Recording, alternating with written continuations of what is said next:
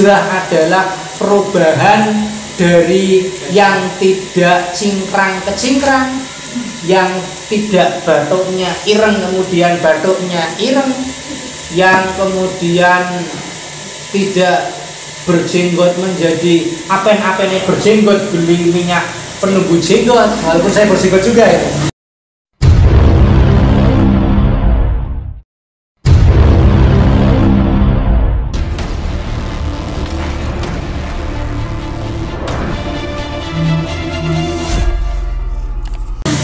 Umar bin Khattab.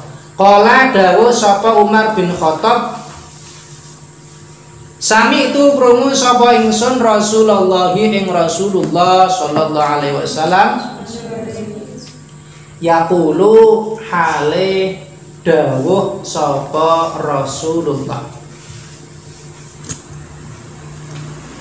isine dawuh innamal a'malu binniyati, innamal a'malu angin pestine utawi piro-piro amal, innamal a'malu angin pestine utawi piro-piro amal,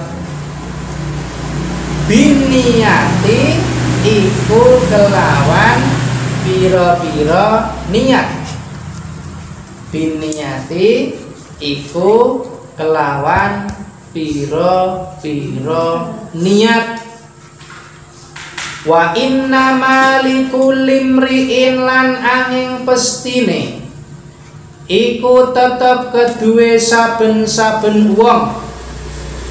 Wa inna malikulli mri'in lan angin pestine iku tetep kedue saben-saben wong ma utawi barang nawa kang niat sapa imriin, nawa kang niat sapa imriin. Rasulullah matur innamal a'malu binniyati, amal tergantung niatnya, setiap amal butuh niat. Niat adalah qasdus syai' muqtarinan bi fi'lihi, menyengaja melaksanakan satu hal pas dengan ketika melaksanakannya, keinginan yang kuat, kerentek hati. Wa inna malikulli mri'in manawa, setiap orang mendapati apa yang dia niatkan. Maka di akhir hadis nanti ada satu kutipan hadis, man hamma bihasanatin falam ya'malha. Ada orang lagi pengen berbuat kebaikan, itu ada musola atau belum selesai ya, oh saya pengen bener-bener pengen sodakoh jariyah, maka kutibat lahu hasanatan kamilah, ditulis kebagusan yang sempurna, baru sekedar niat, belum dilaksanakan maka berlipat-lipat pahala. Maka tidak heran ketika ada ungkapan niyatul mukmin khairun min amalih. Jadi niatnya seseorang itu lebih baik daripada amalnya. Niat, ada niat, ada amal. Ketika beramal ada niatnya. Lah, kedua hal ini ternyata lebih utama mana? Lebih utama niat. Maka ketika kita sudah mulai belajar di pesantren, kita tahu banyak hal. Maka inilah kelebihan santri. Amalnya satu, ibadahnya satu, tapi bisa diniati dengan bermacam-macam niat hingga akhirnya borongan pahala dengan sebab banyaknya niat padahal amalnya satu. Saya membawa satu buku. Ini terjemah dari kita buniyat karena membeli pesan di Shopee yang bahasa Arab ternyata nggak ada, dan adanya terjemah kita buniyat yang dikarang oleh Al-Habib Muhammad bin Alwi Al-Idrus. Di sini beliau menjabarkan beberapa kegiatan aktivitas itu kalian jangan lempengan satu aja yang diniati. Silakan bisa diniati beberapa hal. Dan itu akan menjadi sebuah amal ibadah. Setelah baca kitab ini, saya rutin minum teh dan rutin minum kopi dengan rajin. Gimana? Kenapa? Ketika saya buka bab niat minum teh dan niat minum kopi, ternyata ngeteh ngopi itu bisa menjadi ladang pahala. Ngopi ladang pahala. Satu, niatkan ikut kebiasaannya orang soleh. Orang soleh kebiasaannya nunggu tahajud atau ketika dalam keadaan qiyamul lail, beliau ini minum kopi supaya terjaga nggak ngantuk. Maka kita ambil, oh ya, kita minum kopi, ngeteh karena ikut tradisi orang-orang. Dicatat ngopi pahala, ngeteh pahala.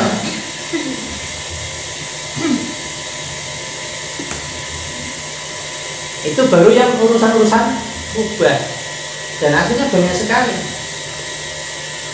Ngaji seperti ini, ketika kalian tadi awal nawaitut ta'aluma, satu, niat belajar, wa ta'lima, bagi saya mengajar, wa tadakuro, saya mengingatkan, wa naf'a wal intifa'a, saya ngasih kamu ilmu, saya sampaikan, an naf'a wal intifa'a, kamu mengambil ilmu, terus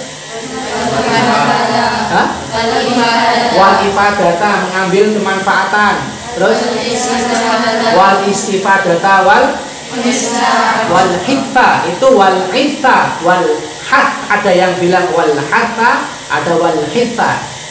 Dari yang saya teliti itu wal hatta. Hatta itu motivasi. Wal hatta alal tamasuki. Kita ngaji supaya kita ada greget yang luar biasa untuk memperdalam apa sabdanya Rasul. Itu diniati. Amalnya satu, ngaji, tapi diniati dengan banyak niat yang bagus, maka akan hasil banyak pahala yang lain. Faman mangkau tawi sapane wong, paman mangkau tawi sapane wong, kanat iku ana hijratuhu apa hijrah iman ilallahi iku maring Allah wa rasulihi lan rasuli Allah, fa hijratuhu mangka utawi hijrahe wong, fa hijratuhu mangka utawi hijrahe wong ilallahi iku maring Allah wa rasulihi lan utusane Allah, wa rasulihi lan utusane Allah. Istilah hijrah kalau zaman dahulu Rasulullah berdakwah, artinya ketika beliau terdesak di kota Mekah, tanah kelahiran beliau, tanah perjuangan beliau ketika pertama kali dakwah, beliau terdesak, akhirnya beliau pindah, diikuti oleh para sahabat yang lain. Ada yang benar-benar niat ikhlas hijrah karena cari ridho Allah, tapi ada yang tidak karena itu. Lah, waman kanat hijratuhu ila Allah wa rasulih fa hijratuhu ila Allah wa rasulih. Kalau hijrahnya karena Allah dan Rasulnya, maka dapatnya hijrah kepada Allah dan Rasulnya, pahala ridhone Allah. Konteksnya sekarang, kamu hijrah. Hijrah apa? Hijrah dari gelapnya kebodohan menuju terangnya kealiman, terangnya ilmu. Ini hijrahmu sekarang.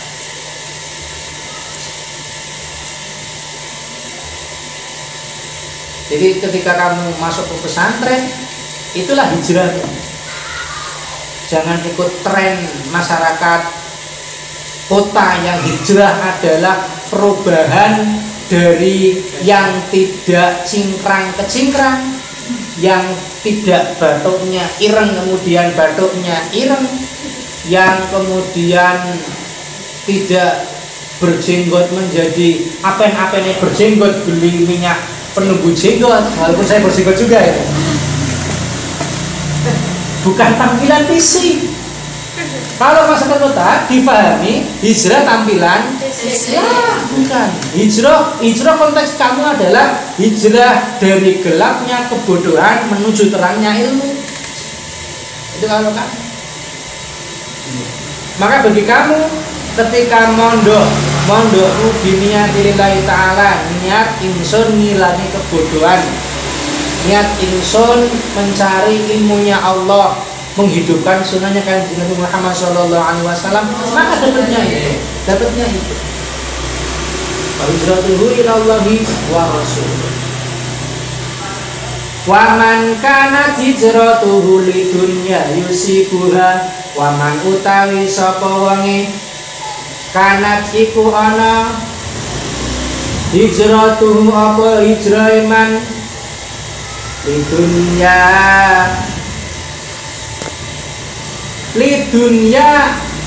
maring dunya yusibu kang mikenani sapa wong yusibu kang mikenani sapa wong ha ing dunya awi mroatin utawa wong wadon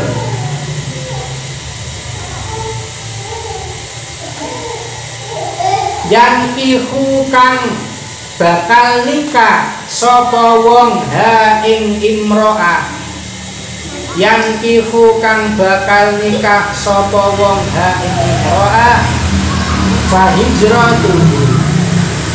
hijratuhu mangka utawi hijrahe wong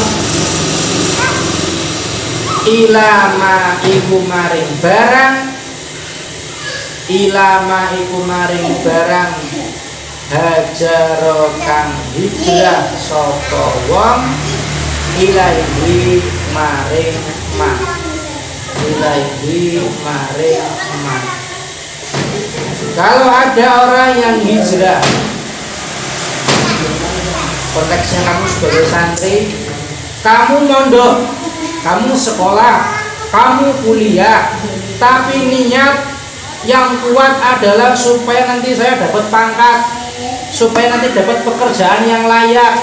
Kalau santri supaya saya dapat dilirik sama abah kiai, jadi menantunya misalnya. Ya fa hijratuhu ila ma hajara ilai. Dapatnya ya itu. Kalau dapat, kalau enggak ya maka benar-benar ditata yang kuat, yang kokoh masalah niat. Terlebih yang mau mulai benar-benar fokus ke tahfidzul Quran, jangan setengah-setengah. Di dunia tahfidz Quran nggak boleh istilah setengah-setengah. Kalau sudah melangkah, tuntaskan yang tahfidz. Setelah tahfidz selesai nanti dapat apa-apa? Apa-apa banyak hal. Apa-apa contohnya setelah tahfidz kemudian banyak yang lirik juga bukan orang sembarangan. Ada kiai lirik kamu ayo cocok gue mandungnya nyom saling, maka itu harus belakangan. Dan memang ini tren 2000 tahun 2020 ke atas sana, trennya adalah para kiai yang punya pondok pesantren punya gus berarti laki-laki ya. Itu kalau cari menantu itu yang hafidho. Kalau gusnya pinter kitab supaya lengkap nanti adalah istrinya hafidho. Kalau putrinya itu adalah Ning dan belum tahfidz, dicari yang sudah tahfidz supaya apa? Pondoknya ada warna baru, selain kitab ada Quran. Diambillah menantu siapa? Ang Ojan. Ang Ojan Al-Hafidz. Itu hal yang belakangan insya Allah akan dapat tanpa harus diniati dan tidak boleh diniati. Kalau dari awal niatnya niat ingsun tahfidzul Quran golek bojo sing ayu, enggak akan dapat. Enggak akan dapat. Niat ingsun tahfidzul Quran supaya bisa untuk beasiswa, untuk kuliah, enggak akan dapat. Kalau dapatnya itu akhiratnya tinggal bahaya banget. Maka bonus-bonus orang tahfidz Quran, bonus-bonus orang belajar di pesantren, itu bonus-bonus yang akan menanti di akhir. Tidak usah diniatkan di awal, di akhir akan dapat. Saya sering katakan, kalau kamu kuli, kamu nggak usah mikir nanti bayarannya berapa. Oh ya bayaran tombol duit. Loh, kalau kuli mikir bayaran, kuli jadi juragan dibayar. Karena yang mikir bayaran adalah juragan. Kuli jangan mikir bayaran. Ya. Orang santri mau tahfidz aja. Nanti mau jadi apa terserah Allah.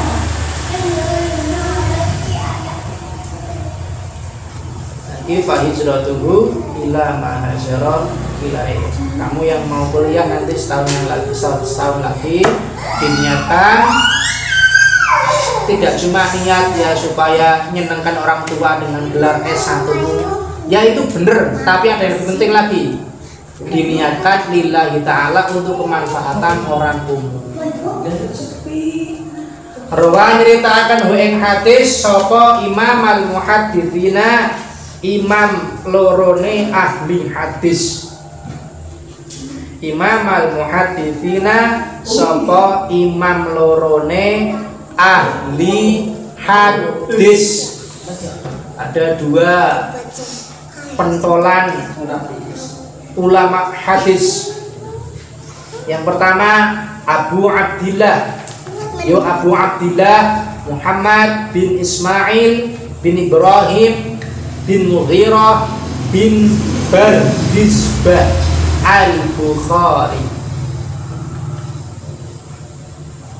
yang kita kenal dengan sebutan Imam Bukhari. Sebenarnya Al-Bukhari itu nama kelahiran beliau, nama tempat atau wilayah beliau lahir, berasal.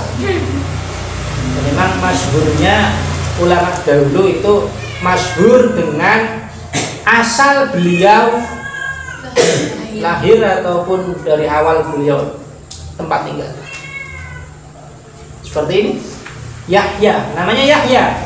Ayahnya Syarafuddin, Yahya bin Syarafuddin An-Nawawi, karena kampungnya namanya Kampung Nawa.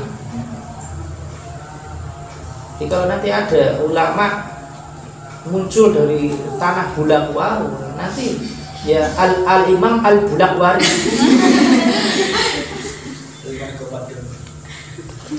al-Marga Padangi. Nah, itu Syekh Yasin Al-Fadani Padang. Syekh Khatib Al-Minangkabawi, Minangkabau.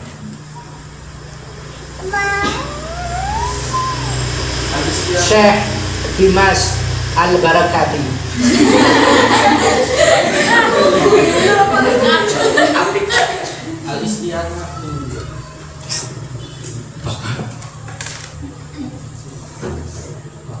Wa Abul Husain Muslim bin Hajjaj bin Muslim Al-Qushairi lan Abul Husain Muslim bin Hajjaj bin Muslim Al-Qushairi An-Naisaburi fi sahihihi ma ing dalam kitab sahih Imam Bukhari lan Imam Muslim. Dalam kitab sahih Imam Bukhari lan Imam Muslim. Satu hadis di atas yang menjadi pondasi banyak hal terdapat di dua kitab yang monumental, yakni kitabnya Imam Al-Bukhari, Sahih Bukhari, dan juga Imam Muslim, Sahih Muslim.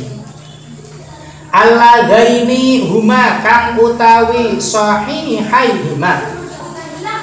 Alladaini huma kang utawi sahihaihima.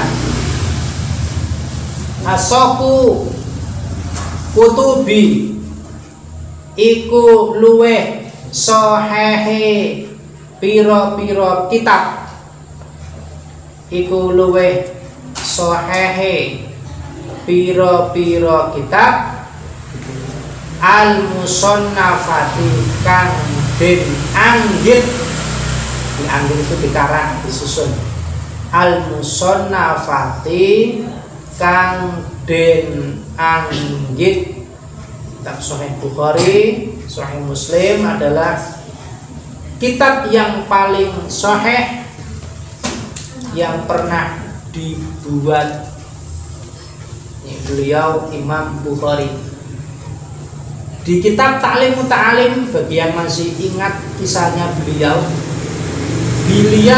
bisa menjadi ulama kaliber internasional yang karyanya bisa dinikmati sampai sekarang. Itu tidak lepas dari bagaimana beliau ketika menuntut ilmu itu beliau minta kepada petunjuk guru. Wahai guru, saya harus fokus di kitab apa, di fan apa.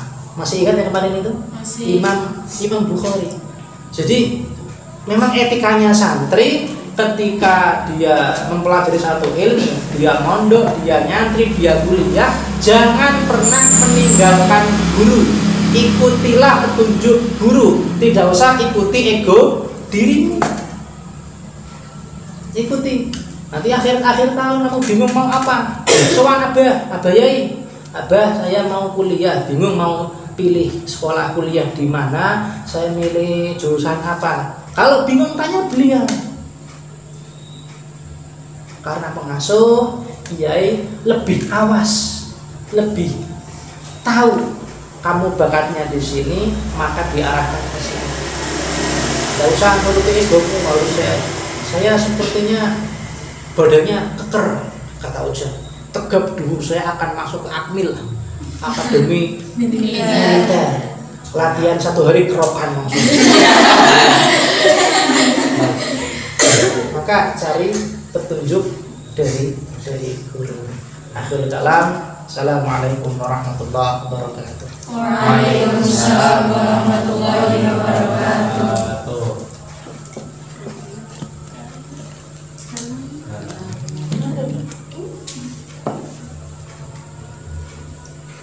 Break.